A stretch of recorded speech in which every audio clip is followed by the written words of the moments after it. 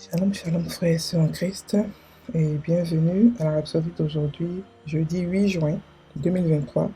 Rhapsodie écrite par le pasteur Chris Oyakilome et la lecture est offerte par les vérités de l'Évangile. Le thème d'aujourd'hui est le remède contre la tromperie. Alléluia. Le verset est pris de 1 Corinthiens 15, verset 33 qui nous dit « Ne vous laissez pas tromper et induire en erreur. Les mauvaises fréquentations, c'est-à-dire la communion, l'association, corrompent et dépravent les bonnes manières, la morale et le caractère. » Alléluia. La version amplifiée. Le pasteur Christ dit, le Seigneur Jésus nous a mis en garde contre la tromperie. Et dans Matthieu 24, verset 4, il nous prévient. Il dit, prenez garde que personne ne vous séduise. Et dans ses épîtres, l'apôtre Paul a mis en garde à plusieurs reprises contre les dangers de la tromperie. Remarquez ce qu'il dit dans le texte d'induction. Ne vous laissez pas tromper et induire en erreur, parce qu'il est facile d'être trompé. La stratégie principale de Satan pour faire dérailler Ève a été la tromperie. Et dans 2 Corinthiens 11, verset 3, Paul l'a bien saisi lorsqu'il a dit « Toutefois, de même que le serpent séduisit Ève par sa ruse, je crains que vos pensées ne se corrompent et ne se détournent de la simplicité à l'égard de Christ. » Alléluia. Par conséquent, en comprenant comment Satan a séduit Ève, vous pouvez savoir comment le dévancer et éviter que vous aussi et que les autres soient séduits. Rappelez-vous que Paul s'adressait au peuple de Dieu lorsqu'il a dit « Revenez à vous-même, comme il est convenable, et ne péchez point, car quelqu'un ne connaît pas Dieu. Quelques-uns, ne connaissent pas Dieu. » On peut le lire dans 1 Corinthiens 15, verset 34. La connaissance de Dieu maintient donc votre cœur là où il faut. Alors focalisez votre esprit sur le bon sujet. Positionnez votre cœur dans la bonne direction. Le remède contre la tromperie est donc la connaissance de la vérité, la connaissance exacte de la parole. Celle-ci délivrera et protégera n'importe qui de la tromperie. Gardez à l'esprit ce que les Béréens ont fait dans Actes 17, verset 11. Ils disent, ces Juifs avaient des sentiments plus nobles que ceux des Thessaloniques.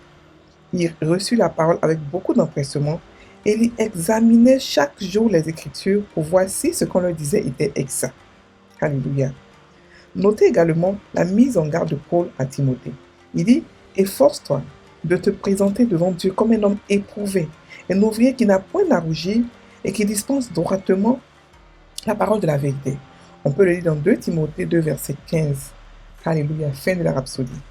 Alors, le pasteur ici nous dit quoi? Il nous parle de la tromperie. Il nous parle de comment éviter de ne pas être pris par n'importe quel mensonge qui est supposé sortir de la Bible ou supposé sortir de Dieu. Alléluia. Il a pris le verset de 1 Corinthiens 15, verset 33 qui nous dit encore, ne vous laissez pas tromper et induire en erreur. Lorsqu'il dit ne vous laissez pas tromper, ça veut dire qu'on a le choix. C'est-à-dire que quand la tromperie arrive, on peut voir. On a cette possibilité de pouvoir voir et de ne pas expressément décider de ne pas se laisser tromper. Donc c'est une décision. C'est pas quelque chose qui nous tombe là-dessus comme c'est une décision pour dire ok d'accord, moi je ne vais pas me laisser tromper. Maintenant comment on fait? Prendre la décision c'est bien beau. Maintenant comment on fait pour ne pas se laisser tromper? Plus tard le pasteur explique. Parce qu'il dit que le verset continue disant les mauvaises fréquentations corrompent et dépravent les bonnes manières. Ça ne veut pas dire qu'on ne doit pas avoir des amis non chrétiens. Ça veut seulement dire que quand on est au milieu des non-chrétiens, il faut être avisé. Quand on est au milieu même des chrétiens, il faudrait être avisé. Comment? Par la parole de Dieu. Alléluia. Par la connaissance exacte, précise et personnelle de la parole de Dieu. Ce n'est pas quelque chose que vous avez appris, que vous avez entendu, non. Ce n'est pas quelque chose que votre pasteur vous a dit et que vous n'avez pas vérifié. Alléluia. On va en venir un peu plus tard. Voilà. Donc, il explique ici que il dit dans Matthieu aussi 24, verset 4, Jésus nous dit, prenez garde que personne ne vous séduise. Ça veut dire qu'il faut être avisé, il faut faire attention pour ne pas être séduit parce ça ne veut pas dire qu'on doit avoir la mentalité de non, le péché de par-ci, non. Seulement être avisé en esprit. Et quand vous êtes dans la parole assez longtemps, votre esprit est avisé. Quand le mensonge vient, automatiquement, vous avez comme une lumière dans votre esprit, dit non, non, non, non, non, un feu rouge. Ça, c'est le mensonge. Et ça, beaucoup de chrétiens n'ont pas. Pourquoi? Parce qu'ils n'ont pas pris le temps d'étudier la parole de Dieu. Non, non, ils n'ont pas pris le temps d'être dans la parole de Dieu, de pouvoir se familiariser avec la parole de Dieu. Donc, tout ce qu'ils font, c'est prier. Ils prient de matin au soir. Ils prient. Même ils ne prient pas. D'autres ne prient pas. D'autres louent des gens pour prier pour eux.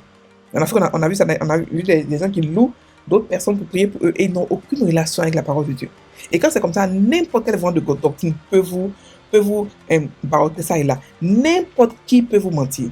Quelqu'un qui vient avec une petite puissance seulement, ou une petite prophétie, peut vous mentir. Alors que la parole de Dieu, elle est disponible aujourd'hui, en 2023. On a tous des portables. Et la Bible est disponible. On peut lire la Bible. On peut la comprendre. Et on a le Saint-Esprit qui est avec nous, qui nous enseigne. Qui nous enseigne dans toute la vérité. C'est-à-dire que dans tout ce qui existe, il nous enseigne. Donc on n'a pas de raison. On n'a pas de raison à être dans l'ignorance. C'est-à-dire que maintenant, l'ignorance coûte trop cher. Il n'y a pas de raison, il n'y a pas d'excuse pour ne pas connaître Dieu. Pour ne pas connaître qui est ce Dieu qui est mort pour nous, qui a fait un sacrifice si grand pour nous. Il n'y a pas d'excuse. On a ici la Rhapsodie et la Tivo qui nous enseignent tous les jours sur plusieurs sujets. Donc c'est seulement le vouloir. On a décidé de pouvoir connaître Dieu. C'est tout. Alléluia. Donc le pasteur aussi explique ici que la stratégie de Satan, ça a été quoi?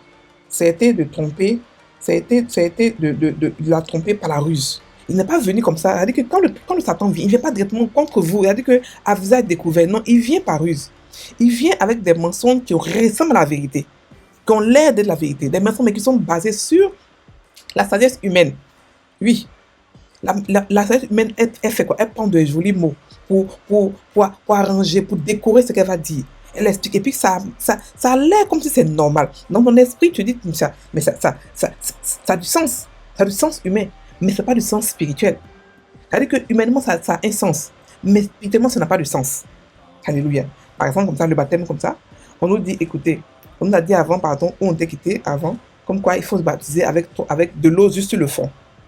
Ça a l'air sans du sens, parce qu'aujourd'hui, on est dans une société où on n'a pas envie de se mouiller. Si quand tu vas te baptiser, pourquoi tu veux juste te mouiller, juste la tête? Mais en fait, le baptême est plus profond que ça, parce que ça part dans le fait que nous sommes morts et ressuscités. Donc le baptême, ce n'est pas seulement de l'eau sur le fond, mais c'est entrer dans l'eau et sortir de l'eau. Vous comprenez? Donc, voyez un peu la nuance. C'est la vérité qui a été déformée. Si elle n'est pas déformée comme ça, si elle est directement un mensonge, vous allez pouvoir capter. Mais quand elle est déformée légèrement, pour pouvoir réellement comprendre, il faut être dans la parole. Il faut être dans la parole. Et c'est comme ça que Satan est venu prendre Ève. Et quand il a menti et elle a accepté, on a eu aujourd'hui le résultat. Toute la terre entière a été apporter les fruits de péché que Ève et Adam ont fait. Alléluia. Donc les conséquences doivent être très lourdes. Donc maintenant que nous savons comment Satan agit, on peut le dévancer. Comment? En étudiant la parole. Soyez sûrs en Christ. Arrêtez de lire la parole simplement. Lire ne va pas faire le boulot. Non. Il faut prendre son temps pour l'étudier. Pour passer du temps avec lui. Beaucoup de gens me demandent comment se fait-il que quand Dieu parle, je n'entends pas? Parce que ma soeur et mon frère, tu ne connais pas sa voix. Et pour la connaître, c'est quoi? Dans la parole. Quand tu passes du temps dans la parole, quand tu passes du temps à pouvoir le connaître, quand il te parle, tu reconnais sa voix. Parce que Dieu ne parle pas seulement que dans la parole. Beaucoup de chrétiens, pardon, quand Dieu leur parle, ils seulement reconnaissent une seule voix. Quand il leur parle par les Écritures. Mais ce n'est pas la seule manière que Dieu parle, frères et sœurs.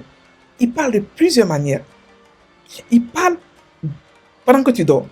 Il parle pendant que tu es éveillé. Il parle par la télévision. Il parle par les gens. Il parle dans ton esprit. Il parle, il chante. Il fait beaucoup de choses. Il ne fait que parler. La Bible dit qu'il est assis. Il ne fait rien d'autre que parler. Donc, s'il parle que tu n'entends que dans la parole de Dieu ou dans une autre manière, ça veut dire que quelque part, tu n'es pas attentionné. Et pour l'être, ce n'est pas compliqué. Prends la parole. Étudie-la. Elle va te permettre d'avoir une intelligence spirituelle élevée. Donc, quand le mensonge est devant toi, automatiquement, tu sais. Ce n'est pas quelque chose que tu vas expliquer. Mais Dieu, automatiquement, dans son esprit, te dit non, feu rouge, ça c'est le mensonge. Donc le mensonge peut être tellement vrai, tellement proche de la réalité, que tu peux réellement rater ça. Et te laisser tromper, corrompre comme ça, cadeau, facilement, par le mensonge. Et croire que tu es dans la vérité alors que tu es dans le mensonge. Et commencer à convaincre, commencer à se fâcher comme d'autres chrétiens qui ne veulent pas faire comme toi. Commencer à vouloir convaincre par la sagesse, par les jolis mots. Comme quoi, non. La parole de Dieu n'est pas par la sagesse humaine. Ce n'est pas par les mots, les jolis mots pour savoir gré. Non. Elle prend les trucs simples pour expliquer la sagesse de Dieu qui est simple. Alléluia. Donc, il faudrait que vous pouvez comprendre que Le remède de la tromperie, c'est la connaissance de la parole. La connaissance est personnelle. Ne prenez pas seulement ce que le pasteur Christ, ce que le pasteur dit, et puis sans vérifier, ça n'a pas de sens. Non. Quand un pasteur donne sa révélation, il a eu la révélation lui-même de la part de Dieu. Donc, c'est la révélation de first hand.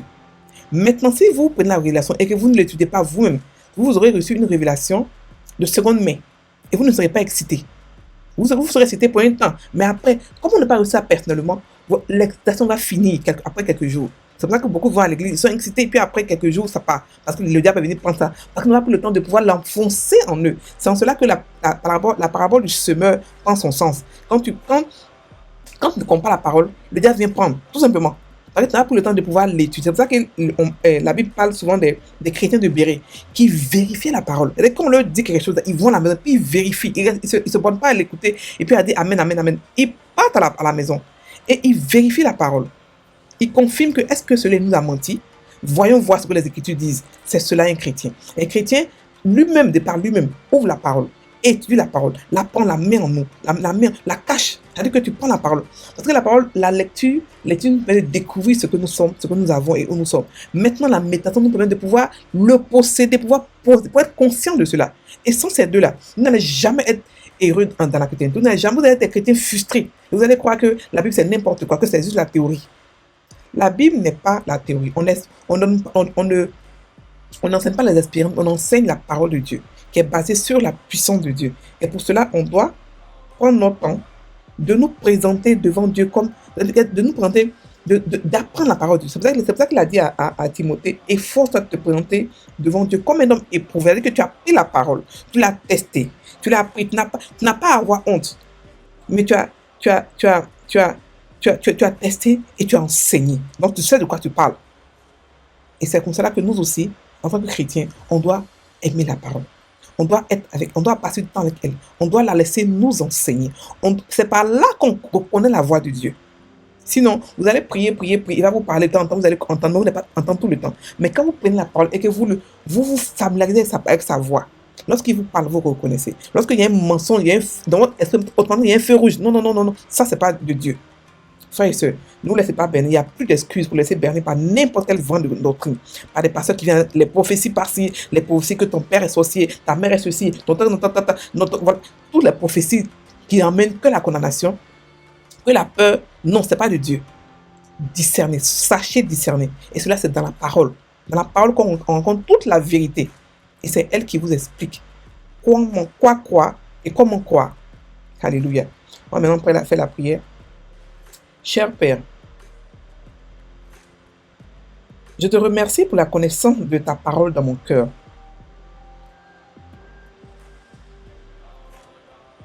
Qui me fait marcher dans la foi, la domination, la gloire et la puissance.